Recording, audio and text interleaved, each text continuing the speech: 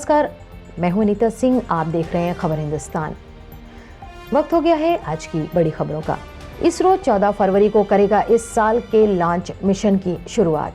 भारतीय अंतरिक्ष अनुसंधान संगठन 2022 के अपने लॉन्च मिशन की शुरुआत 14 फरवरी को करेगा।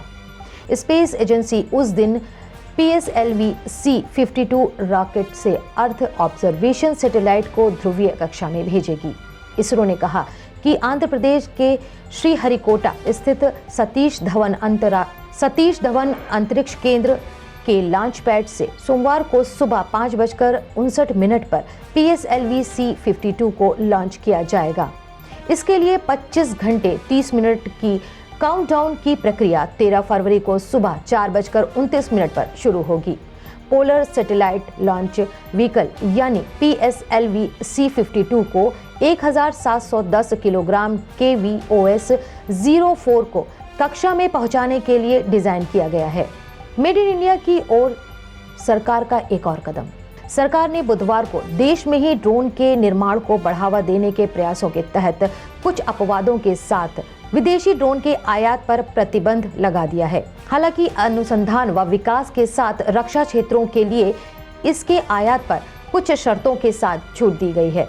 नागरिक विमानन मंत्रालय द्वारा आज जारी किए गए रिलीज में बताया गया, ड्रोन के कंपोनेंट के आयात पर किसी प्रकार की मंजूरी की जरूरत नहीं होगी। धार्मिक स्वतंत्रता के अधिकार के खिलाफ नहीं है ड्रेस कोड। कर्नाटक में कॉलेज में हिजाब पहनने को लेकर बवाल मचा है और मामला फिलहाल हाईकोर्ट में विचाराधीन है। अगर कोर्ट के पूर्व फैसलों और विधि विशेषज्ञों की राय देखें तो धार्मिक स्वतंत्रता के अधिकार के तहत हिजाब पहनने की दलील कानूनी रूप से ज्यादा टिकती नजर नहीं आती। धार्मिक स्वतंत्रता के मौलिक अधिकार में उन्हीं चीजों और रीति रिवाजों को मान्यता दी जा सकती है जो धर्म का अभिन्न हिस्सा हो। विधि विशेषज्ञों की माने तो पहनावा धर्म का अभिन्न हिस्सा नहीं होता। कॉलेज या स्कूल अथवा किसी संस्थान में लागू ड्रेस कोड को धार्मिक स्वतंत्रता के अधिकार के खिलाफ नहीं माना जा सकता। आज दिल्ली NCR में नहीं होगी बारिश। मौसम विभाग के अनुसार आज पश्चिम बंगाल, सिक्किम के अलावा झारखंड, बिहार व ओडिशा में हल्की से मध्यम बारिश होने की संभावना है। दिल्ली NCR इस सप्ताह बारिश की बौछारों से बचा रहेगा। मौसम विभाग का पूर्वानुमान है कि अब अगले एक सप्ताह तक बारिश की संभावना नहीं है। हालांकि इस दौरान कभी आंशिक रूप से बादल छाए रहेंगे तो कभी आसमान साफ रहेगा। देशमुख के खिलाफ सरकारी गवाह बनने की चाह, वाजे ने ED के सहायक निदेशक को लिखा पत्र। मुंबई पुलिस के बर्खास्त API सचिन वाजे ने प्रवर्तन निदेशालय को एक पत्र लिखा है। इस पत्र में महाराष्ट्र के पूर्व गृह मंत्री अनिल देशमुख और अन्य के खिलाफ केंद्रीय एजेंसी द्वारा दर्ज मनी लॉन्ड्रिंग मामले में सरकारी गवाह बनने की इच्छा जताई है।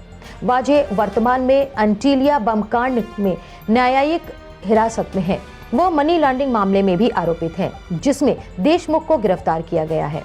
झुंड व बच्चन पांडे मार्च में होगी रिलीज। कोरोना वायरस पैंडेमिक और ओमिक्रॉन के मामले में कमी आने के साथ अब फिल्म इंडस्ट्री ने एक बार फिर फिल्मों की रिलीज फिक्स करनी शुरू कर दी है। वित्तीय वर्ष 2021-22 के आखिरी महीना मार्च बॉक्स ऑफिस के लिहाज से काफी अहम रहने वाला है। इस महीने हर हफ्ते एक बड़ी और बहुप्रतीक्षित फिल्म रिलीज होने जा रही है, जिसमें अमिताभ बच्चन की झुंड और अक्षय कुमार बच्चन पांडे भी शामिल हैं। वहीं दक्षिण भारतीय फिल्मों की चुनौती भी रहेगी, जो हिंदी में भी बड़े स्तर पर रिलीज की जा रही हैं। हिजाब के मसले पर अलग अलग सियासत। हिजाब विवाद पर सियासत गर्मा गई है। ऑल इंडिया मजलिसे इत्तेहादुल मुस्लिमीन नेता असुद्दीन ओवैसी ने हिजाब को सही ठहराया तो आदित्य ठाकरे ने स्कूली ड्रेस कोड पर जोर दिया।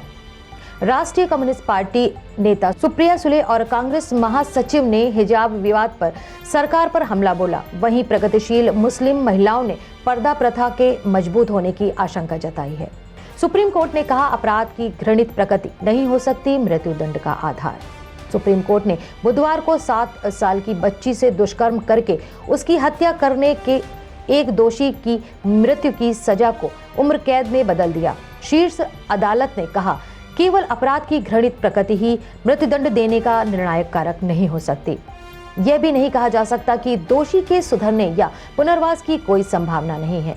Justice AM Khanwilkar, justice Dinesh Maheshwari और जस्टिस CT रवि कुमार की पीठ ने भारतीय दंड संहिता और यौन अपराधों से बच्चों की सुरक्षा कानून के तहत हत्या और दुष्कर्म समेत विभिन्न अपराधों में दोष को बरकरार रखते हुए कहा कि दोषी 30 साल का वास्तविक कारावास भुगतने से पहले समय पूर्व रिहाई या किसी छूट का अधिकारी नहीं होगा। मोहन भागवत ने कहा, हिंदू हित ही राष्ट्र हित।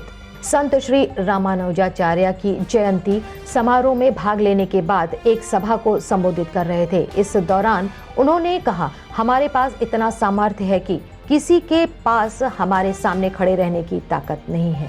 उन्होंने ये भी कहा कि हिंदू समाज किसी का विरोधी नहीं है। भागवत ने आगे कहा, हम सदियों से कायम हैं और फलते फूलते रहे हैं। जिन लोगों ने 1000 वर्षों तक हिंदुओं को नष्ट करने की कोशिश की, वे अब दुनिया भर में आपस में लड़ रहे हैं।